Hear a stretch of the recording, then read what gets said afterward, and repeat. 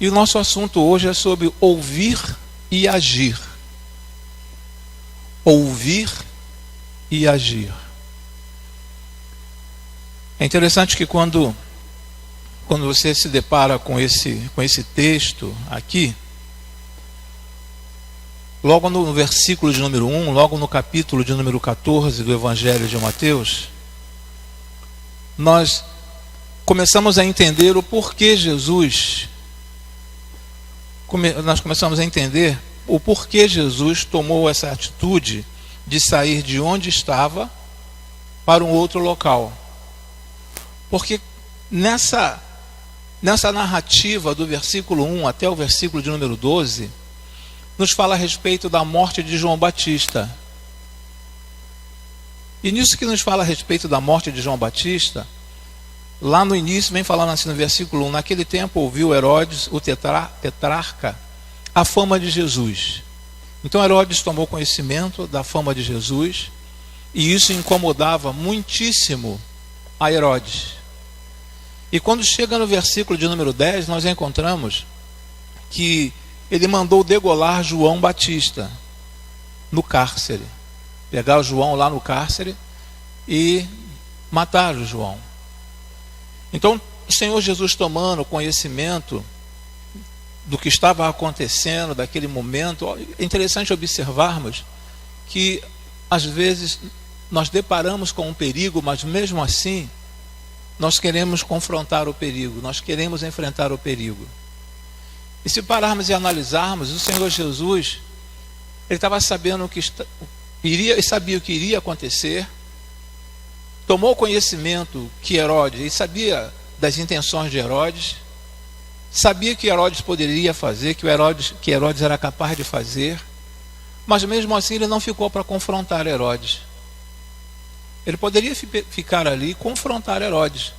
Falar assim, não, eu tenho poder para acabar com Herodes. Eu tenho poder para acabar com todo o exército de Herodes. Mas não. Ele, tomando conhecimento de um obstáculo, tomando conhecimento de um perigo, ele procurou se afastar daquele perigo. E é justamente isso que, às vezes, muitos cristãos não fazem.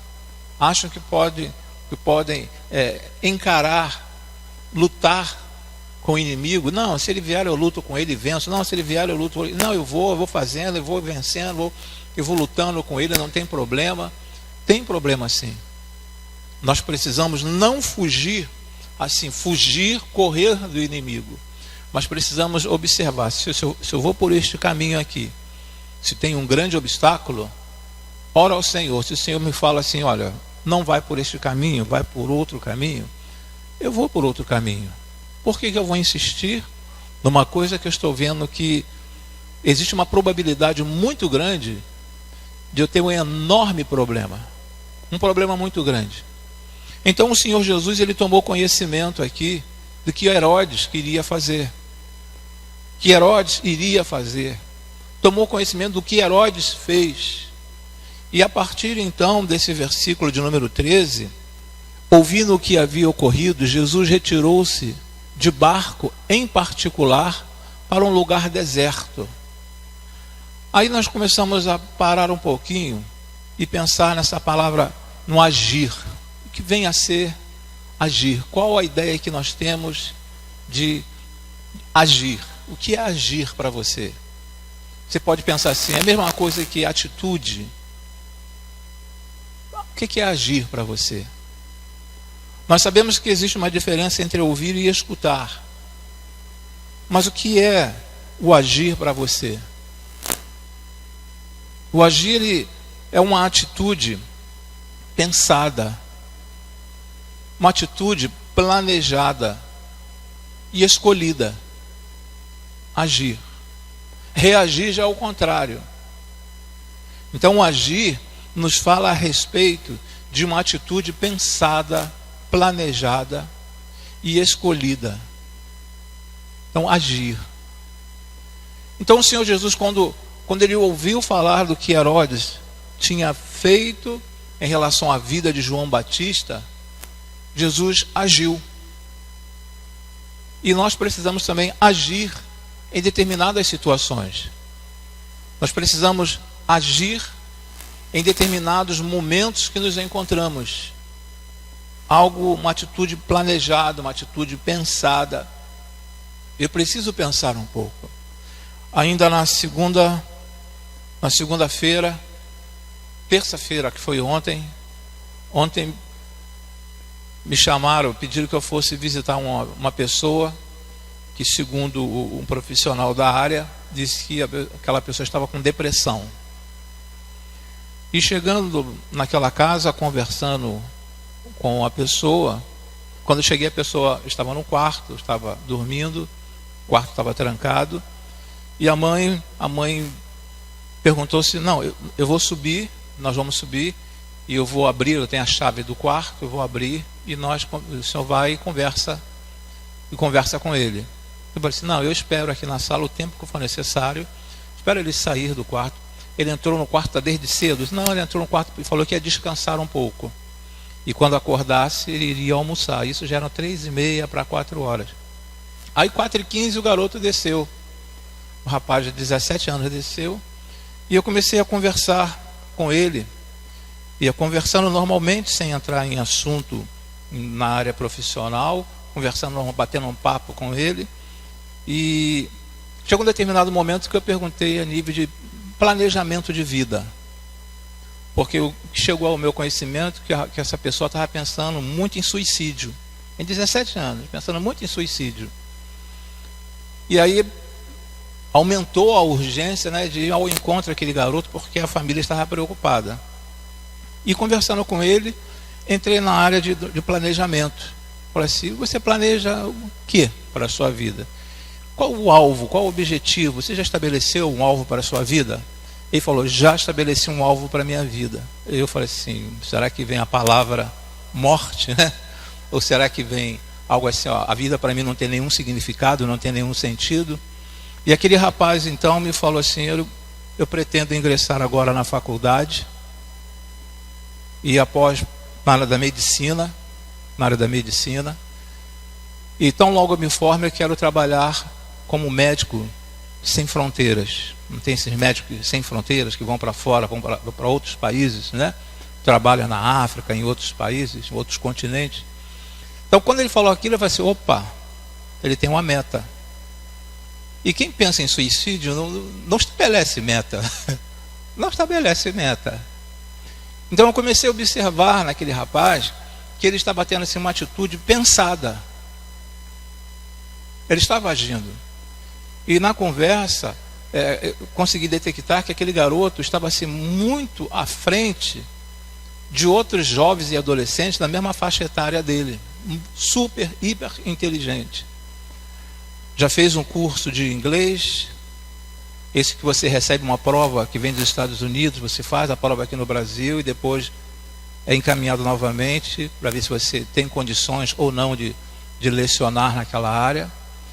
E ele só não está dando aula porque tem 17 anos, mas ele foi aprovado. E está estudando, já fazendo um curso de japonês. Então, o agir em nossa vida tem que ser algo pensado. Eu estou falando isso porque quando falaram que ele estava em depressão, eu cheguei lá e vi que não tinha nada de depressão. Existia muita pressão sobre o garoto, porque ele estava tão à frente que os pais não conseguiam acompanhar o pensamento dele. Então ele se sentia isolado, se sentia sozinho. Então ele ficava trancado no quarto, não tinha com quem conversar, assistia muito televisão e ficava trancado no quarto dele. Mas após uma boa conversa, eu falei assim, olha, eu aprendi muito contigo vindo aqui hoje. Eu vim para conversar com a família, conversar contigo, mas eu saí daqui com um grande aprendizado. Aprendi muito contigo hoje. Aprendeu? Aprendi. Mas o que aprendeu? Aí ele me mostrou um livro, eu vou até comprar o livro. Um garoto de 17 anos me apresentou um livro, O Pensamento Ninja, o título do livro. Livro, eu tive dando uma observada ali no índice, no prefácio, um livro excelente. da editora Saraiva. Eu vou comprar esse livro. Então, conversando com ele, eu vi que ele é uma pessoa que está agindo. Ele não está parado, conforme a família estava pensando. Então, voltando aqui para o texto, nós começamos a observar que o Senhor Jesus, ele agiu tão logo ele tomou conhecimento, tão logo ele foi informado do que havia ocorrido na vida de Herodes, ou melhor, na vida de João Batista. Então ele agiu. E esse tem que ser o aprendizado para cada um de nós. E dentro desses versículos que nós vamos preencher esse espaço que nós temos aí na nossa folha, que vem logo de início falando assim: o que você tem feito com o que ouve das palavras de Jesus? O que você tem feito com o que ouve das palavras de Jesus? É o que nós sempre comentamos aqui na igreja. Quando eu falo nós, é a igreja, não apenas o pastor. Nós comentamos aqui na igreja. Às vezes as pessoas chegam na igreja, oferecem um culto a Deus, ela não assiste um culto. Fica aqui até um esclarecimento para os irmãos: nós não assistimos, ninguém está aqui assistindo o culto. Quem assiste o culto é Deus. Nós estamos prestando um culto a Deus. É Deus que assiste o culto. Então, o que você tem feito com o que ouve das palavras de Jesus? O que nós temos feito quando nós ouvimos uma mensagem, não apenas na televisão, não apenas na rádio, não apenas quando nós paramos para uma leitura bíblica, quando nós estamos aqui nos cultos, na escola bíblica dominical, num folheto de repente que você recebe na rua. Tem muitas pessoas que na rua, quando alguém lhe oferece um folheto, muitos falam assim: não precisa não, porque eu já sou evangélico. Muitos fazem isso: não precisa não, porque eu já sou evangélico. Mas de repente ali naquele folheto tem uma mensagem para você. Deus quer falar a você através daquele folheto. Ainda existem pessoas distribuindo folhetos, não dentro do trem, que é proibido, mas dos trens, porque é proibido, mas existem muitas pessoas ainda distribuindo folhetos em alguns locais. Então Deus, ele quer sempre falar aos nossos corações, não importa onde nós estamos. O importante é que eu esteja atento. Já aconteceu com os irmãos alguma vez, algum momento, de você estar ouvindo televisão e você está prestando atenção assim naquela notícia, naquela informação, de repente alguém vem e fala alto: ô mãe, aí você vai: peraí, que eu estou prestando atenção, eu estou ouvindo o que está acontecendo, eu quero ouvir o que está, essa notícia que está passando. Eu creio que alguns dos irmãos já passaram por essa experiência. De repente você está prestando atenção, ou então você está assistindo um jogo, a esposa vem para conversar contigo e entra na frente da televisão. Né? Aí interrompe você de ver aquilo que você queria ver. E você não consegue, você tem que prestar atenção na esposa, tem que dar atenção à esposa, mas você gostaria de estar assistindo, de estar ouvindo, de estar vendo aquilo que está passando na televisão. Então, quando a palavra nos fala aqui a respeito de ouvir, o que nós estamos fazendo com a palavra do Senhor, é algo muito importante, irmãos. É algo de muito peso em relação às nossas vidas como cristão. É por isso que existem muitos cristãos, existem muitas pessoas dentro da igreja, das igrejas, que estão passando por dificuldades. Não imagine os irmãos que, por termos aceito ou sermos aceitos pelo Senhor Jesus, que tudo mudou, que agora tudo está tranquilo, porque eu aceitei a Jesus na minha vida como meu Salvador, está tudo tranquilo. Não está tudo tranquilo. Estará tranquilo se você der ouvido ao que o Senhor Jesus, se você der atenção ao que Jesus está passando, as informações que Jesus está passando para você. Aí está tranquilo. Eu estou escutando, estou prestando atenção no que Jesus está me falando, estou tentando ao máximo colocar em prática. Ao máximo, me esforçando ao máximo para colocar em prática. Porque tudo que está contido aqui na Bíblia, tudo quanto existe aqui na Bíblia, não existe nada aqui na Bíblia que seja assim, incapaz de ser realizado. Se está aqui porque tem condições de ser realizado. Tem condições.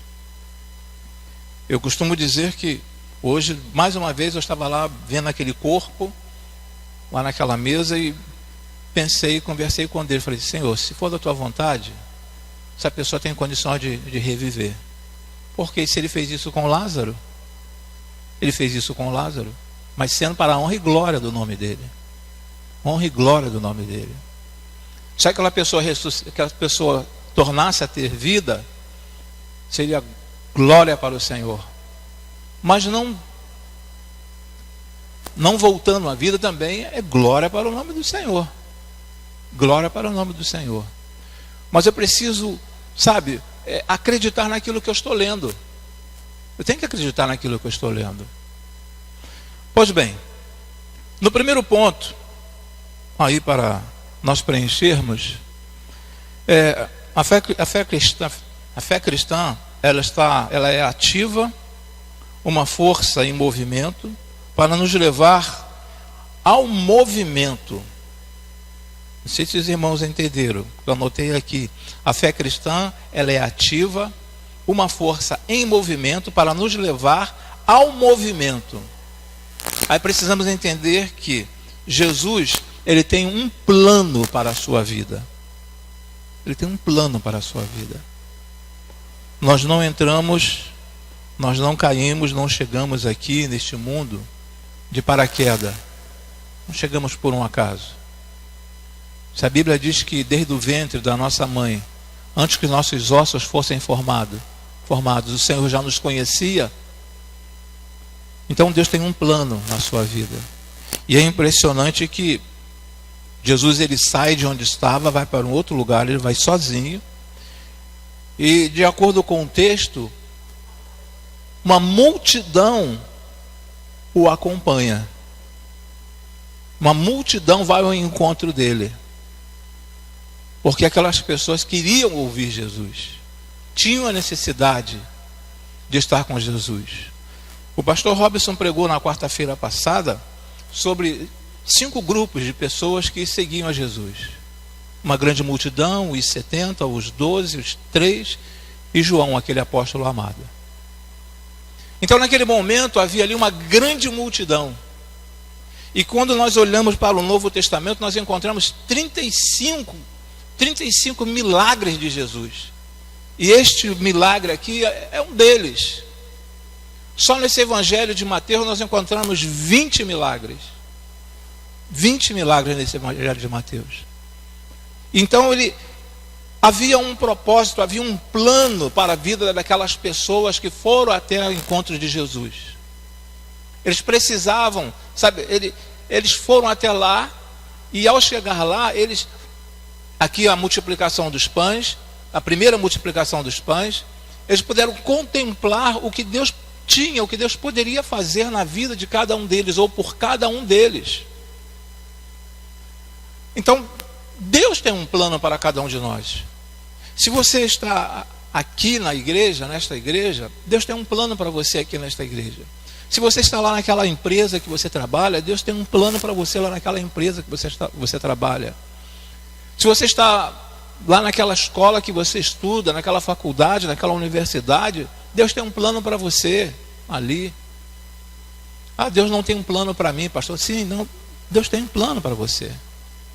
Então, dentro desse primeiro tópico aqui, fala assim, tem um plano. Jesus tem um plano para a sua vida. E no versículo 16 nos diz assim: respondeu Jesus: eles não precisam ir, deem-lhe vocês algo para comer.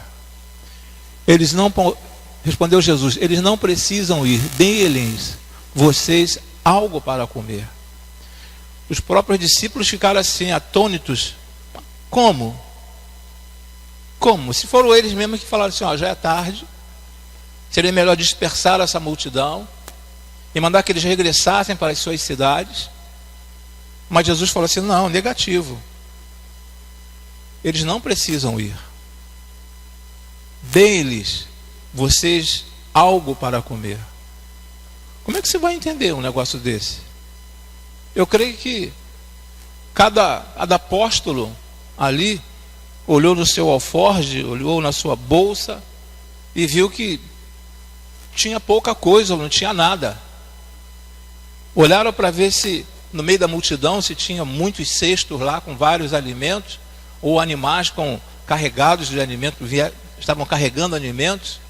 Eu creio que eles olharam e não viram nada. Mas eles estavam prestes a ver um milagre de Deus na vida daquelas pessoas. Eles estavam prestes a ver algo que Deus poderia fazer na vida deles. Eles estavam prestes a ver que o Senhor tinha um plano para eles. E dentro desse contexto aqui, nós vamos entrar um pouco mais adiante estaremos entrando nesse contexto. Do nada o Senhor é capaz de fazer tudo. Do nada Ele é capaz de fazer tudo. Do nada Ele criou o mundo. O criar é do verbo barar no hebraico, é do nada, é criar do nada. Do nada Ele criou o mundo.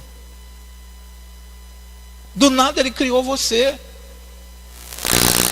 A ciência tenta explicar, a ciência tenta mostrar outras formas, como nós chegamos aqui, como que o mundo foi formado. Mas nós que cremos na palavra, nós sabemos que o Senhor criou tudo do nada. Então às vezes nós achamos que Deus não é capaz de realizar um milagre que eu tanto espero na minha vida. Muitos às vezes questionam e duvidam se Deus é capaz de resolver aquela questão ou não. Mas Deus tem um plano para a sua vida. E uma coisa eu não posso fazer é questionar Deus. Questionar Deus. Por que, Senhor? Por que eu estou passando por essa situação? Tem um irmão aqui na igreja que às vezes cantava antigamente, era uma folha seca caída no chão, né? E vou passando pelas provas dando glória a Deus. Então as dificuldades vão surgir em nossas vidas. É porque Deus quer mostrar lá na frente o que Ele é capaz de fazer por você. Às vezes Ele nos experimenta para ver até que ponto vai a nossa fé. Até que ponto vai a minha fé?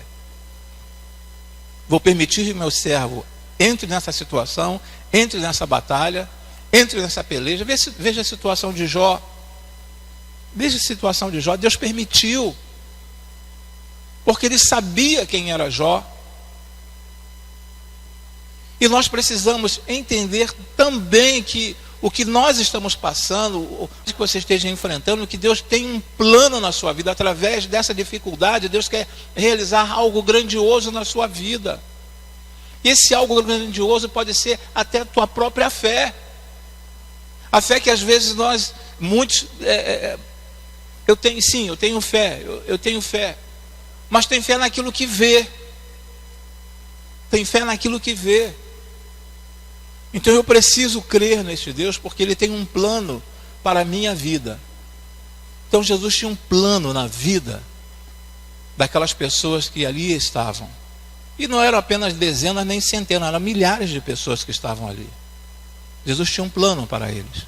Jesus tinha um plano para cada um deles. No ponto de número 2, Ele quer abençoar o que você possui. Ele quer abençoar o que você possui. Pastor, eu não tenho nada. Mas o que eu falei ainda há pouco, do nada Deus transforma o tudo. O tudo. Irmãos, eu gosto muito de parar e analisar, e até levar os irmãos a pensarem a respeito de suas vidas, de nossas vidas. Como era a nossa vida? Como foi a sua infância? Como foi a sua infância? Será que a sua infância foi algo assim esplendoroso? Nunca teve nenhum problema familiar, uma dificuldade familiar? Será que nunca você passou por uma necessidade? A sua família não passou por necessidade na infância? Quando você ainda era uma criança, um junior, um adolescente? E veja na pessoa que Deus te transformou hoje. De repente você não tinha nenhuma perspectiva de vida. Eu não sei se eu vou conseguir algo a nível de casamento, a nível de profissão. Mas só que o Senhor, Ele quer abençoar o que você possui. Pastor, eu não possuo nada. Aquele povo também não tinha nada. Aquele povo não tinha nada. O que tinha ali é aquela pequena porção de pão e aquela minúscula quantidade de peixe. E o versículo de número 17 nos fala desta forma: eles lhe disseram: tudo que temos aqui são 5 pães e 2 peixes. Tudo que temos aqui são 5 pães e 2 peixes. E a pessoa que ele estava levando aquele alimento, eu creio que estava levando para a família dele. E imaginando que o período que eles estariam com o Senhor Jesus seria um período curto. E aquele alimento não estava com um chefe de família. Estava com um jovem. Estava com uma pessoa solteira. Aquela pessoa poderia ser também egoísta e falar: não, isso aqui, quando Jesus mandou que pegasse esses pães e os peixes, a pessoa poderia falar: não, isso aqui é meu, isso aqui é para minha família. Não, se eu compartilhar, se eu dividir isso aqui com qualquer outra família, nós podemos ficar aqui em falta, vamos sentir um pouco de fome. Poderia ser egoísta. Mas aquela pessoa, ela abriu mão, e Deus quer abençoar o que você possui. O que você possui hoje? O que você tinha quando era solteiro? Falando para os casados. O que você tinha? O que nós tínhamos quando éramos solteiros? Hã? E hoje?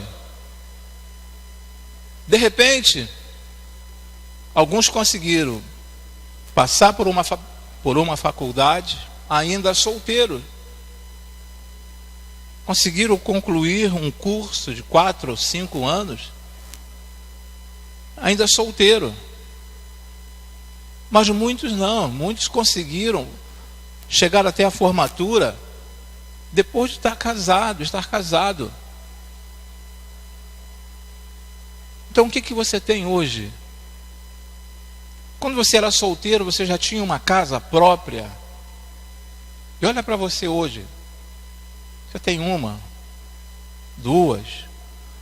Se não tem uma casa própria, você tem condições de pagar o aluguel da casa onde você mora. Então Deus, ele quer abençoar o que você possui. Mas como que Deus vai abençoar? A partir do momento que eu não venha agir egoisticamente. Que eu não pense somente em mim.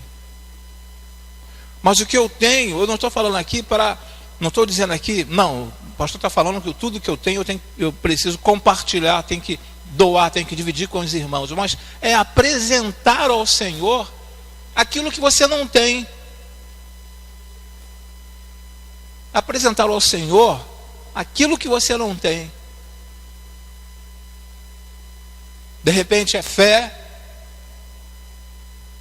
De repente é uma vida profissional. De repente uma vida socioeconômica estabilizada. Aquilo que você não tem. Mas quando nós colocamos diante do Senhor o nada ou o pouco que nós temos, Ele abençoa. Ele quer abençoar.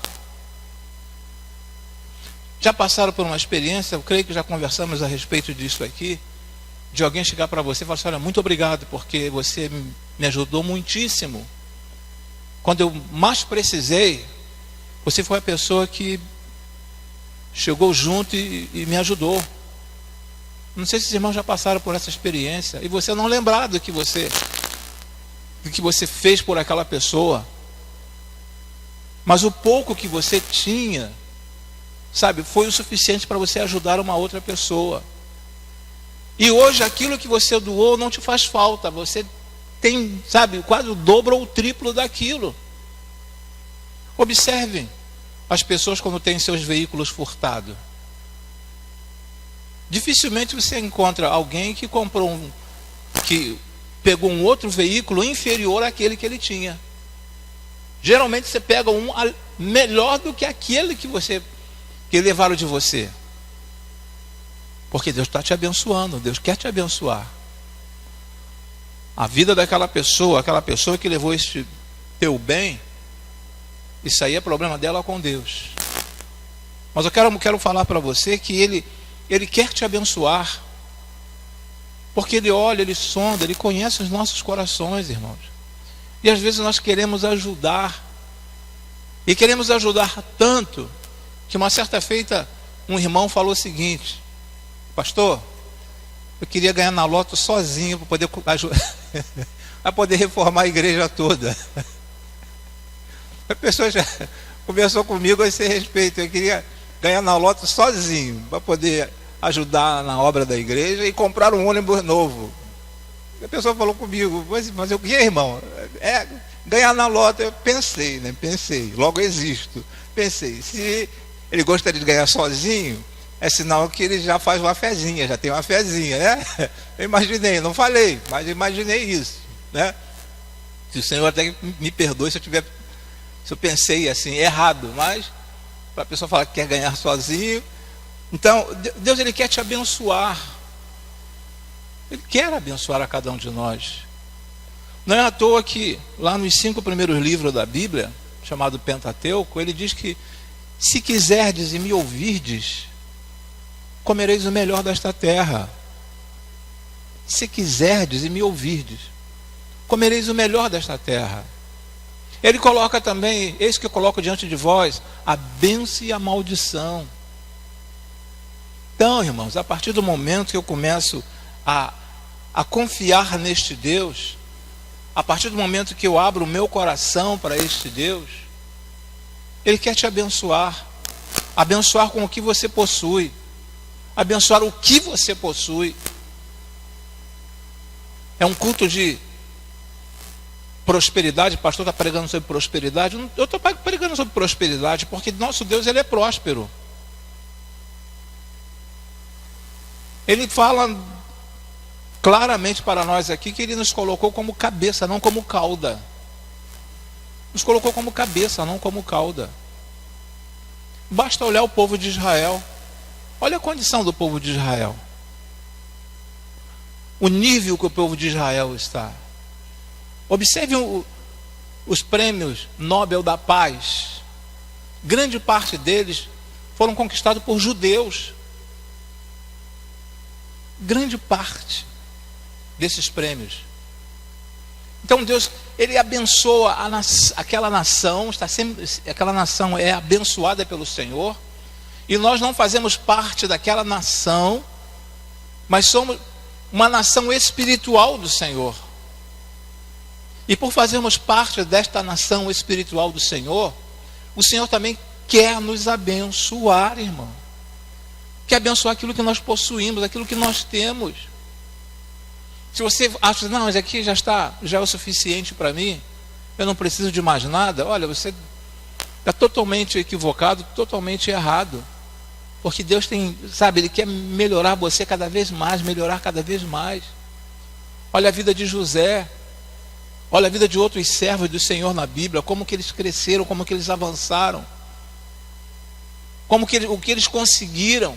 Olha para a vida de Davi, tomava conta de ovelhas, e acabou sendo rei de Israel, foi ungido 3 vezes, pelo mesmo homem, por Samuel, na casa dele. Quando Samuel foi na casa de Jessé, ele ungiu Davi lá, depois ungiu Davi como rei de Judá, depois ungiu Davi como rei de Israel, e ele praticamente não era nada diante dos olhos dos homens. Mas o Deus que ele acreditava desde novo era um Deus que podia fazer tudo na vida de quem acha que não é ninguém, que nada tem. Então, esse segundo ponto aí, Jesus quer abençoar o que você possui. 5 pães, 2 peixes. Praticamente nada. Isso aqui não era nada para aquela multidão. No ponto de número 3, nos fala ainda assim: Jesus deseja sua entrega completa. Sua entrega completa.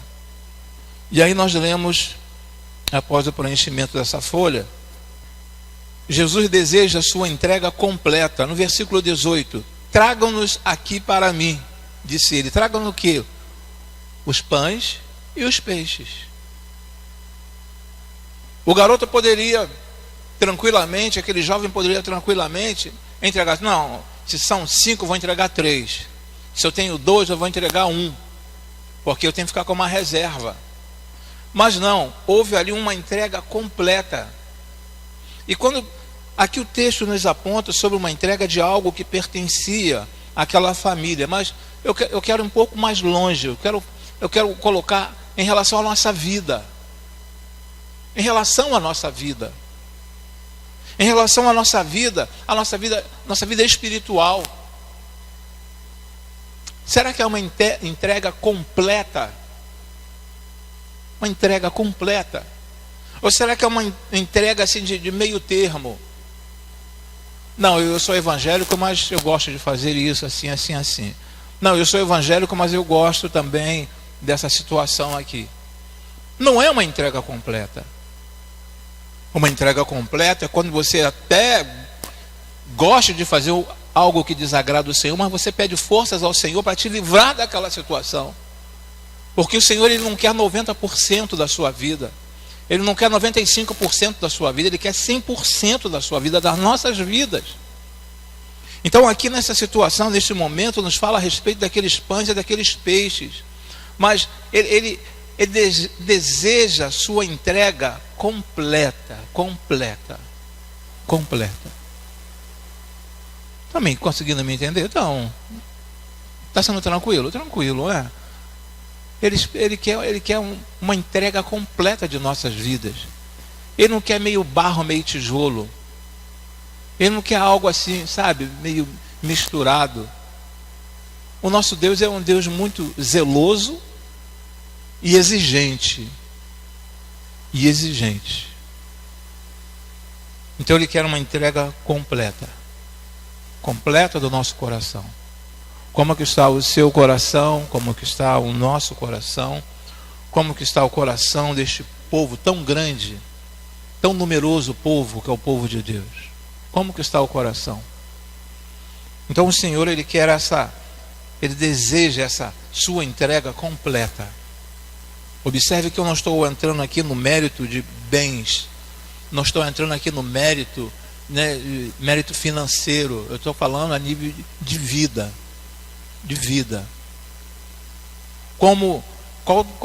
Qual tem sido a minha interpretação, qual tem sido a minha visão em relação ao reino de Deus? Como que eu vejo? Qual é a análise que eu faço do reino de Deus? O que é o reino de Deus para mim?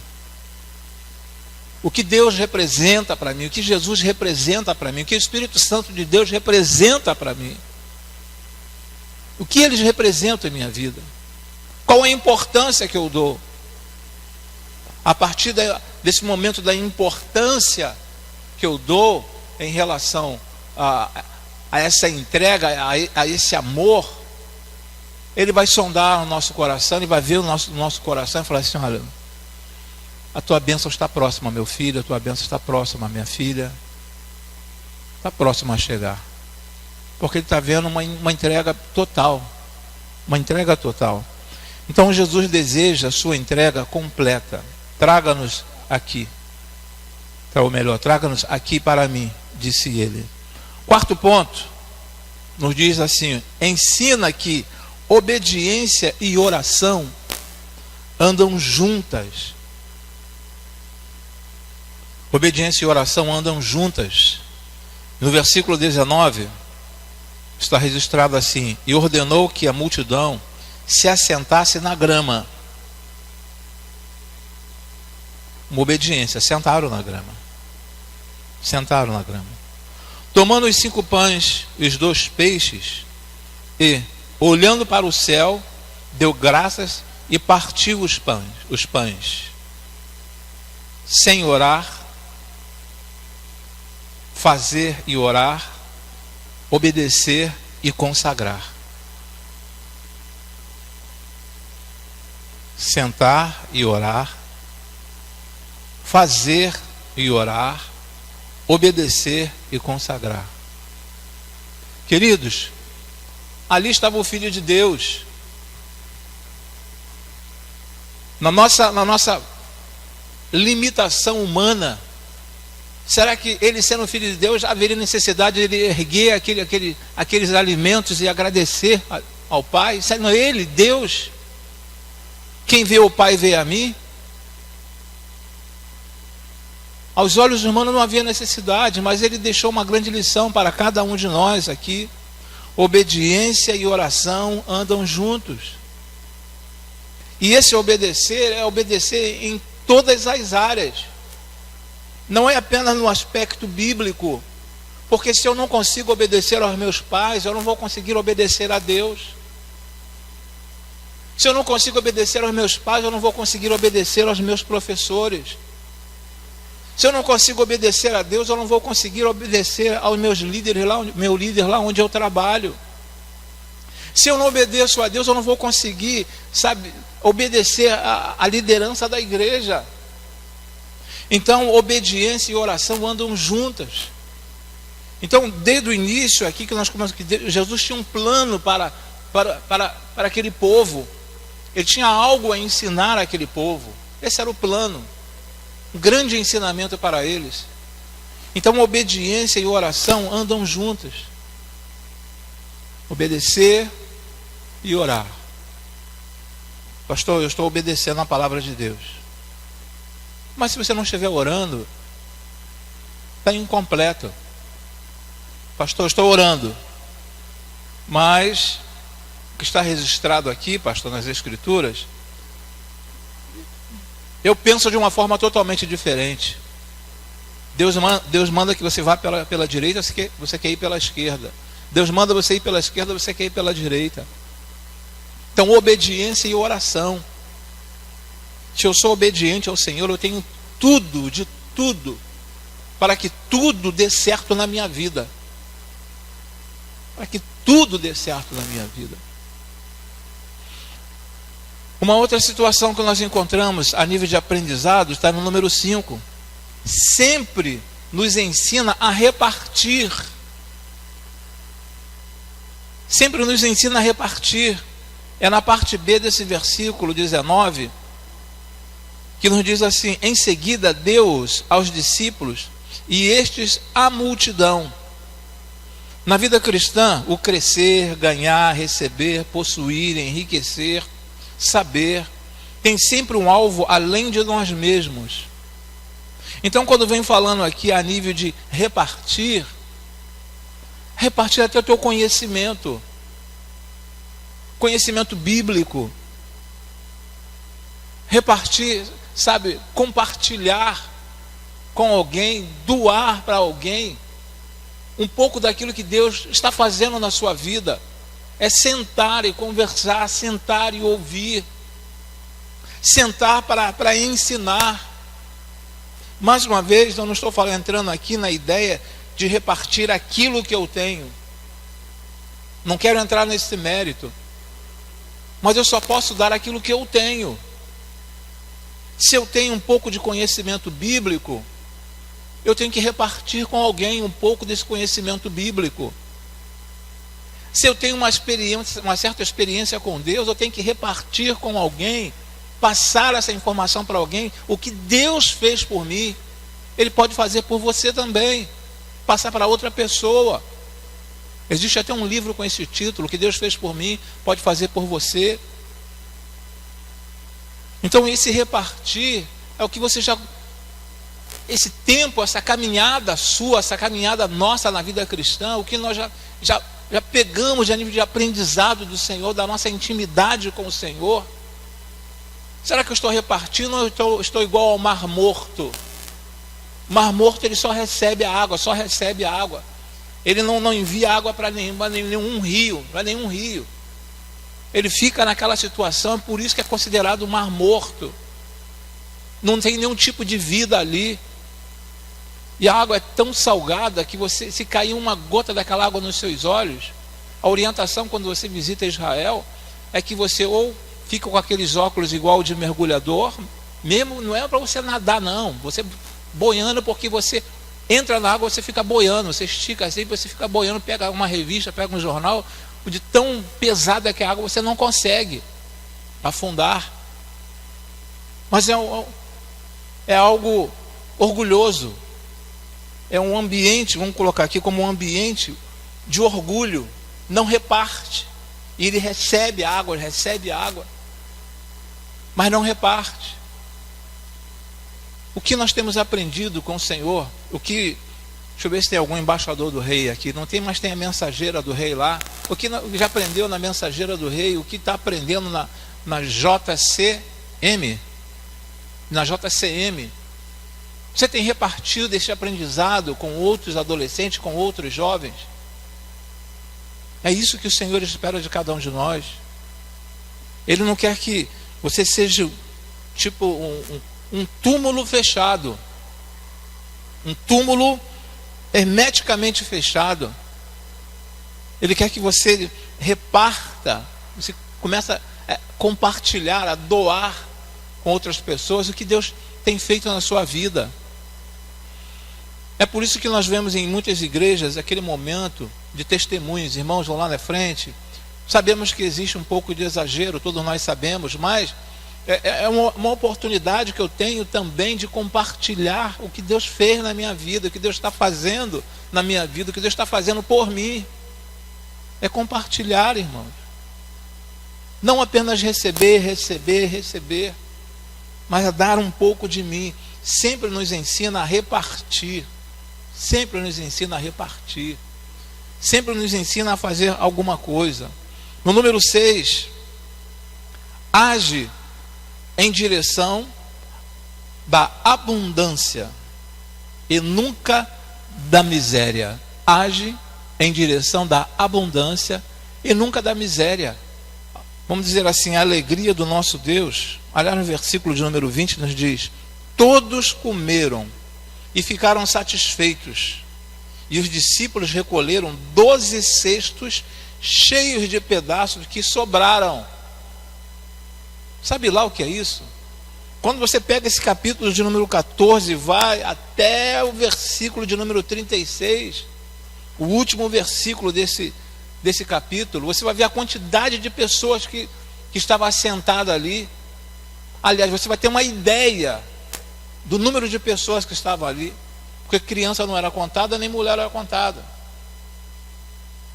Então, aqui nos ensina que da abundância, sabe? Ele age em direção à abundância, ele age em direção a crescimento. Em filmes ou documentários, certamente os irmãos já viram a perfuração de um poço de petróleo, quando começa a jorrar, quando começa a sair. Quem tem poço artesiano, ou fez poço artesiano no quintal, sabe que quando chega certo de um determinado momento, a água começa a jorrar. Um veio de água começa a jorrar e vem aquela água. Enquanto não sai aquela água limpinha, a pessoa que está perfurando, fazendo aquele poço artesiano, ela não para. Começa com lama, ele vai afundando, vai aprofundando, até sair uma água boa para se beber. Então é isso que o Senhor Deus, ele quer fazer com cada um de nós. Ele age em direção de um crescimento, de um avanço, de grandes conquistas, e nunca de miséria. Pastor, desde que eu entrei, que eu conheci a Cristo, a minha vida só vai para trás, pastor. Não vou dizer que tem alguma coisa errada aí, não vou dizer isso, mas precisamos fazer uma análise. Por quê? Minha vida só está, está vindo ao contrário, só estou descendo cada vez mais, porque o nosso Deus, ele nos leva em direção à abundância, não da miséria. Eram quantos pães? Quantos peixes? Ainda sobraram quantos cestos cheios? 12 cestos. Olha o ensinamento que o Senhor estava querendo. Olha o que o Senhor queria passar para aquele povo. O plano que Deus tinha para a vida deles. É algo assim, quando você para analisar esses milagres, quando nós paramos para analisar esses milagres do Senhor Jesus, aqueles que são céticos começam, não acreditar muito nessas coisas. Começam a não acreditar muito nessas coisas. Mas eu bato na tecla, olha para a sua vida. Olha para a sua vida. Veja bem o que Deus fez ou está fazendo com você e por você. Em 7º lugar, ensina a administrar com sabedoria os recursos. Do que adianta você ganhar muito dinheiro e não ter um controle financeiro? Não ter um controle financeiro. Um dia desse eu estava assistindo a televisão e vi, até compartilhei também isso aqui com vocês, com os irmãos, de uma pessoa que ganhou num programa de televisão, ganhou uma quantidade, uma quantidade bem alta, uma quantia bem volumosa mesmo de dinheiro. E aí mostrou a casa que ela mora, que essa pessoa está morando atualmente. Do que adianta você ganhar, mas não saber administrar? Eu preciso saber administrar e pedir sabedoria ao Senhor. Eu tenho que pedir sabedoria ao Senhor. E nisso que eu peço sabedoria ao Senhor e vou buscando também quem possa me auxiliar nesta área. Porque se você não é um bom administrador, uma palavra para os casais. Se você, marido, não é um bom administrador, e sua esposa é uma excelente administradora, deixe ela administrar. Qual o problema? Só porque é homem? Deixa ela administrar. Eu conheço um casal que houve uma separação. Ele hoje é casado com uma outra pessoa e ela é casada, depois de muito tempo, ela casou, contraiu matrimônio também. Mas qual foi a causa da separação? Porque ele era um péssimo administrador. Ele tinha compulsão por compras, em gastar. É compulsão. E pior que não parava para ouvir ambos evangélicos. Ambos evangélicos e com bastante tempo de vida cristã. Então não basta apenas você ter recursos. Agora você precisa saber administrar esses recursos que você tem.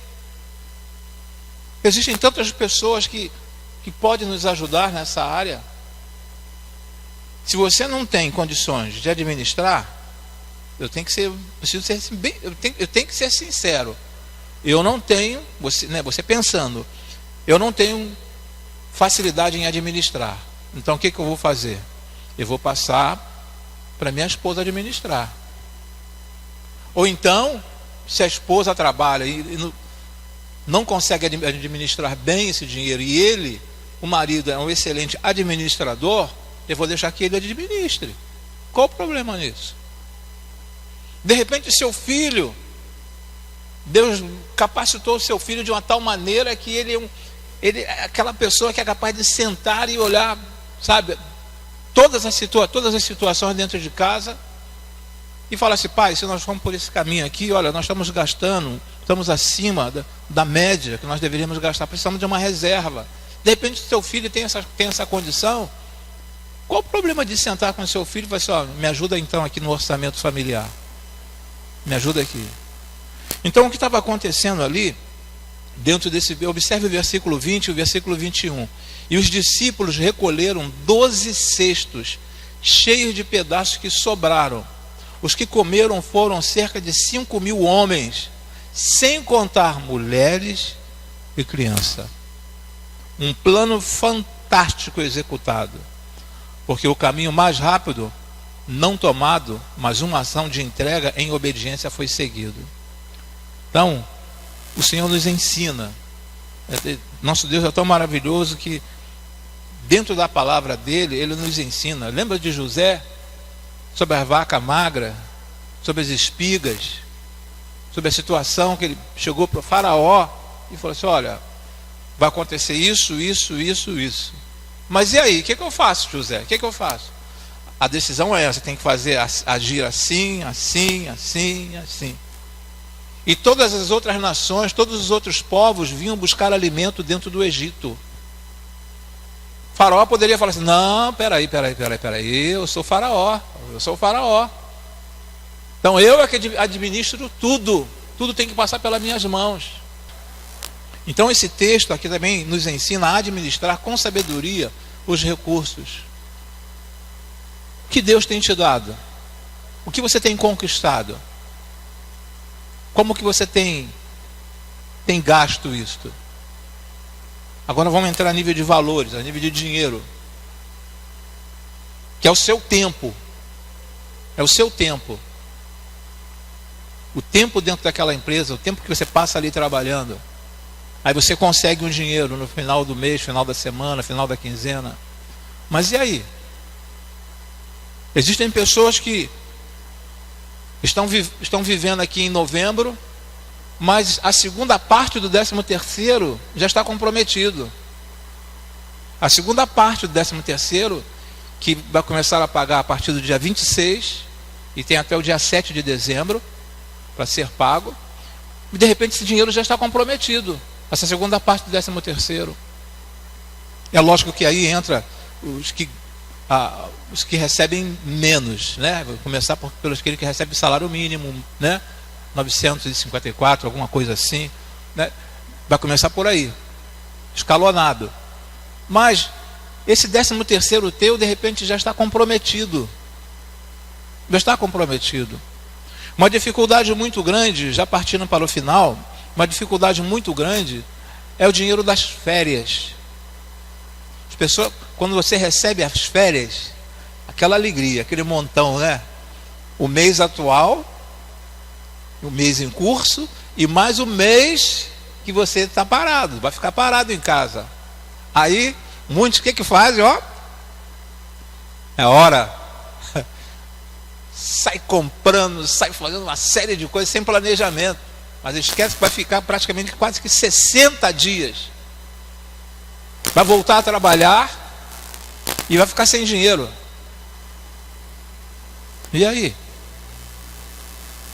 Então, a palavra nos ensina aqui a administrar com sabedoria os recursos, o que Deus tem colocado em nossas mãos. Se eu tenho dificuldade para administrar o que Deus tem colocado em minhas mãos, eu posso tranquilamente pedir que alguém me ajude. Quantos profissionais nesta área existem? Você não precisa conhecer alguém que trabalha numa bolsa de valores. Precisa conhecer alguém que trabalha numa bolsa de valores. De repente você tem um vizinho, você tem um irmão da igreja que conhece muito dessa área financeira e pode te auxiliar, fazer uma planilha para você, E a partir de uma obediência, a partir, sabe, de estar centrado naquilo que eu quero, naquilo que eu almejo para o final do ano, aí você, assim, eu consegui aquilo que eu tanto sonhava, mas eu batalhei para isso, e fui obediente. Em Marcos 1,17, não sei se está isso, Marcos 1,17, não diz assim, fala dessa forma. E disse Jesus: sigam-me, e eu os farei pescadores de homem. Sigam-me, e eu os farei pescadores de homens. Foram palavras do Senhor Jesus para aqueles 12, aqueles que ele ia encontrando pelo caminho, estava convidando para fazer parte do ministério apostólico dele, e aqueles que acreditaram, que deram crédito à palavra do Senhor, eles seguiram.